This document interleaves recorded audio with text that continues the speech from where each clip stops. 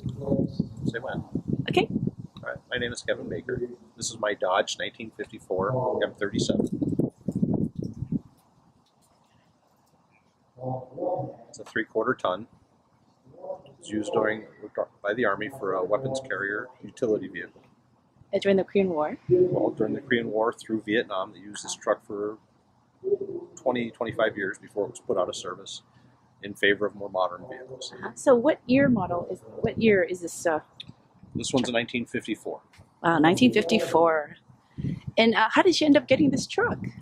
I bought it from a friend of mine in St. Paul, Minnesota. Mhm.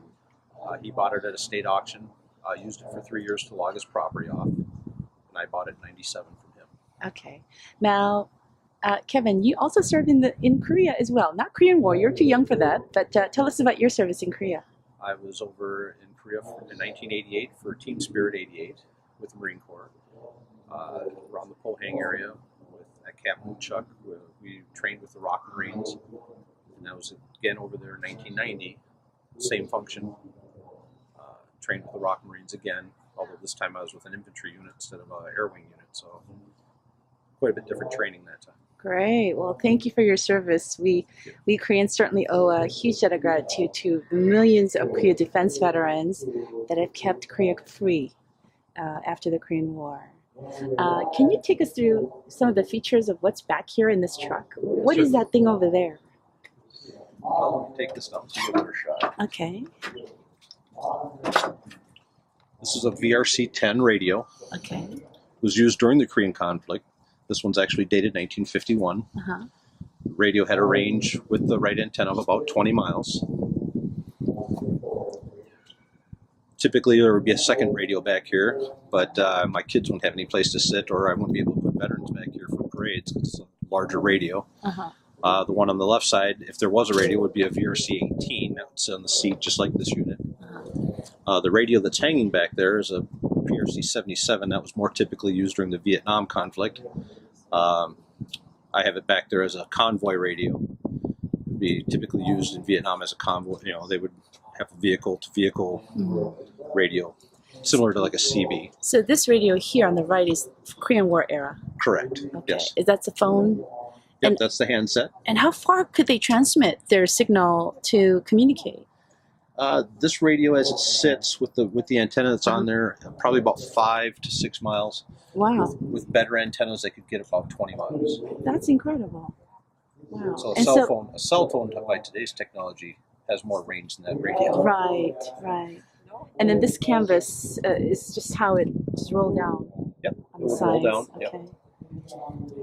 And can you take us to the dash and kind of look at what the dash looks like? Wow, look at this door. My goodness. It's a crank window. Does the windows work? Yep. A little stiff. I'll let you do it. Oh, wow, it does work. And they're dirty. Wow, that's incredible. It's in good shape, Oh, though. it's perfect Wow. shape. I keep really good maintenance on it. Is it better to go on that side Certainly. to look at the dashboard? Yeah. But this is the inside. Wow.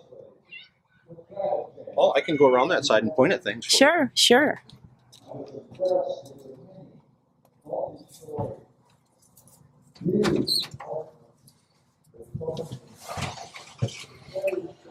So the military vehicles typically do not have keys to start them. Uh-huh.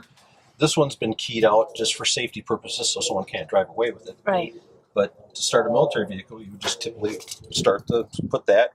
push the starter in on the floor, and it would start up. It's a little lever, huh? Yep. Okay. Turn all the batteries on, or turn the batteries on, turn everything on. Here's your light switches. This run the headlights, the blackout Wow. lights. They look really sturdy, the levers. You know, not the plastic we have today. Exactly. Everything's metal. Everything is locked in place, too, so you can't accidentally turn your headlights on. Ah, There's a lock right here. I see. That's interesting. It has a throttle lock Okay. for fording. You pull that out, and it will keep the throttle going, almost like a cruise control by today's standards. Okay. Although, if you hit the brake, that won't cut that out. It just keeps going. And then what are these gauges here? This is your battery. Okay. Battery charge indicator, red, yellow, green. Right. Temperature of the engine. Okay. Fuel level. Uh-huh. Oil pressure. Uh-huh. And, of course, the speedometer. Wow, it only goes to 60. Well, the top speed of this vehicle is only 45 miles per hour. Really? Yeah. That's really incredible. Well, I guess it's not made for racing. No, it was never made for comfort or racing. Exactly.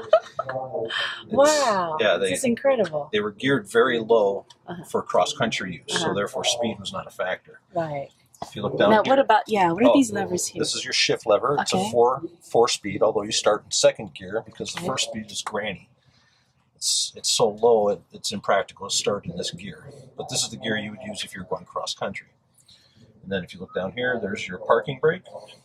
And this is your 4-wheel to 2-wheel select levers. Right now it's in 2-wheel high. If you pull this back, now it's in 4-wheel high. If you pull that one back, it's in 4-wheel low. And top speed in 4-wheel low is about 10 miles per hour in fourth gear. It's pretty slow. But again, that's typical cross-country use. Right. And what are those pedals down there? Clutch, brake, and gas. Okay. This one here is for the winch. The A winch, winch? For what is that? that's on the front of the vehicle for pulling the vehicle out of, or another vehicle.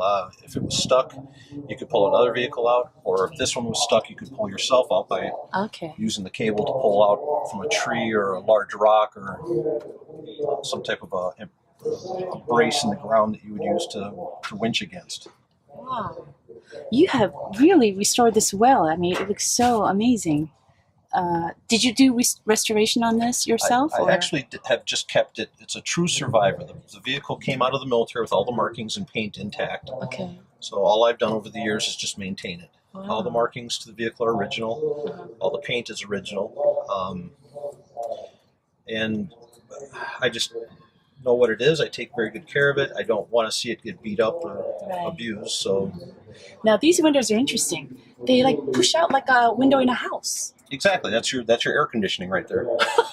So you push them out to get some airflow into the cab. Wow, that's And incredible. they lock in place just with a friction lock. Can you close one and show us how you close one? Yeah.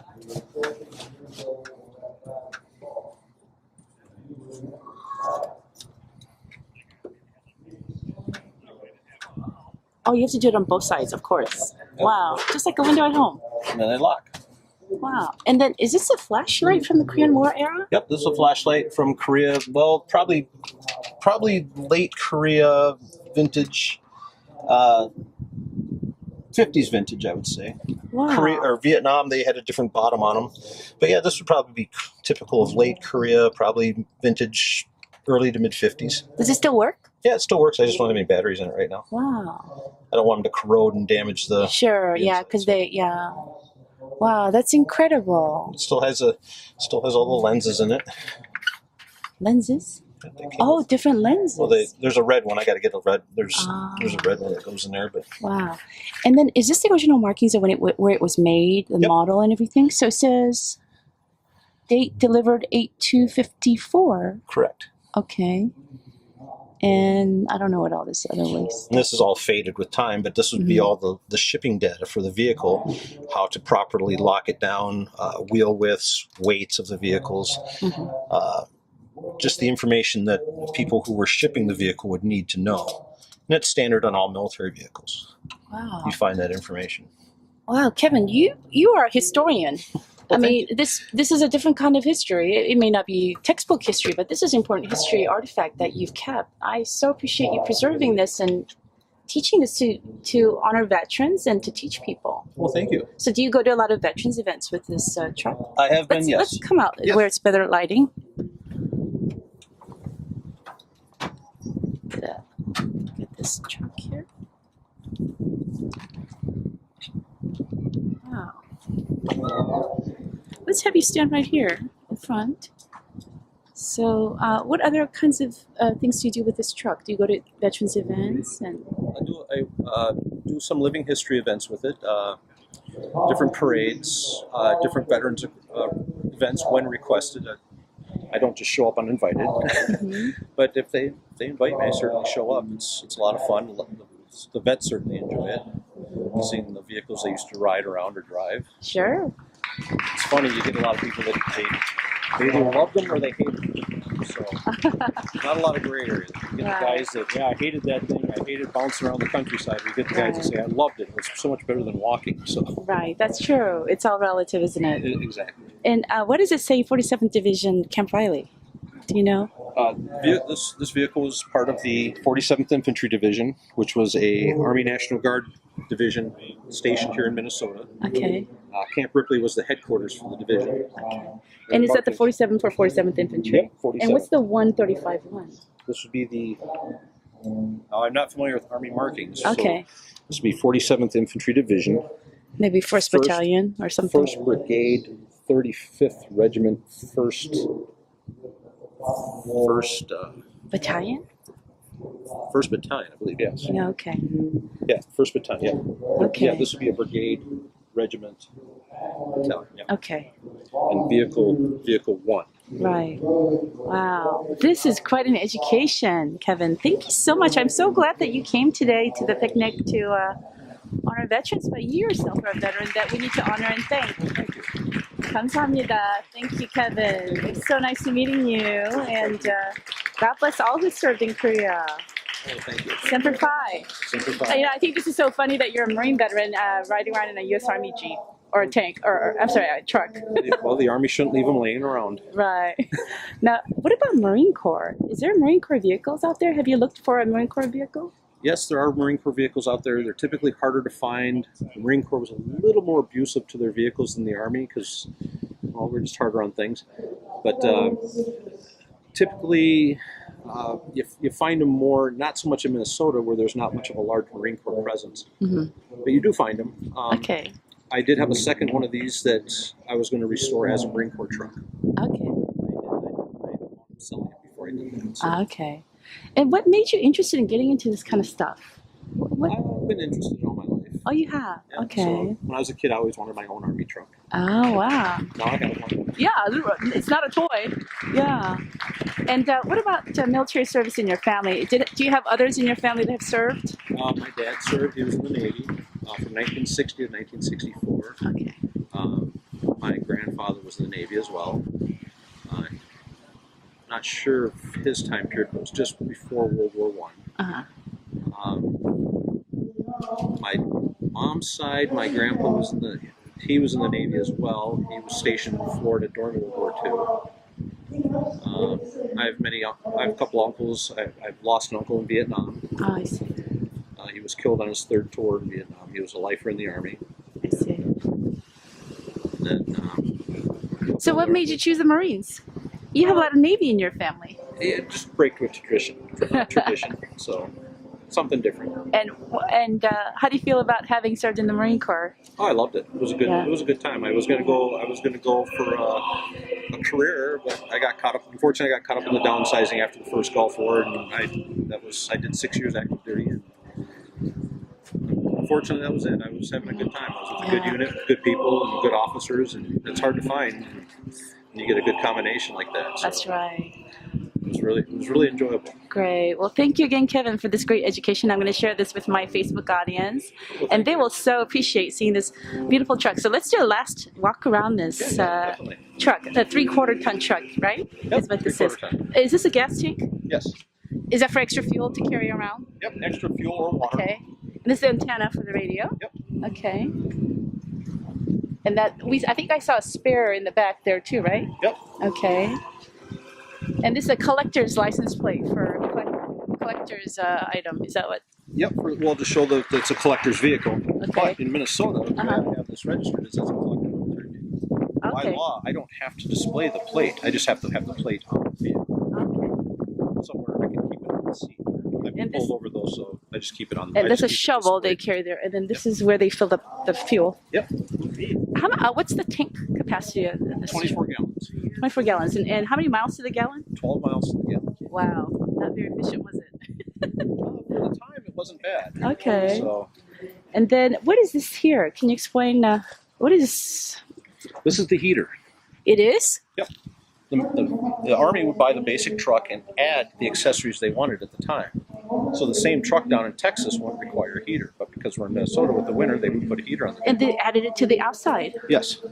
Wow, this is really interesting. I've never seen this. Wow.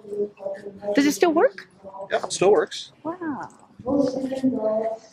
Can you open the hood? Certainly. Oh, I'm sorry to make you do all this, but it's not often we see this kind of stuff. So I'm going to troll you.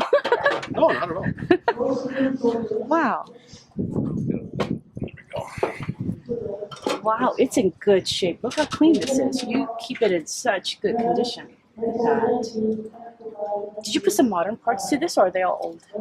I've had to do some work on it recently here in the last couple of years. My head cracked right here, so I had to put a new head on it. And I had an exhaust manifold crack, so I had to put a new exhaust manifold on. But other than that, Wow. just general maintenance, service the vehicle when it needs servicing, and oil changes, just checking out things. Wow, it definitely is built tough. Oh yeah, you In don't those make them like days. this anymore. Right. Wow, what a great, great piece of history. Thank you so much. Oh, my pleasure. Wow, thank you. Here's Kevin Baker, U.S. Marine Corps veteran, Korea defense veteran as well. Thank you.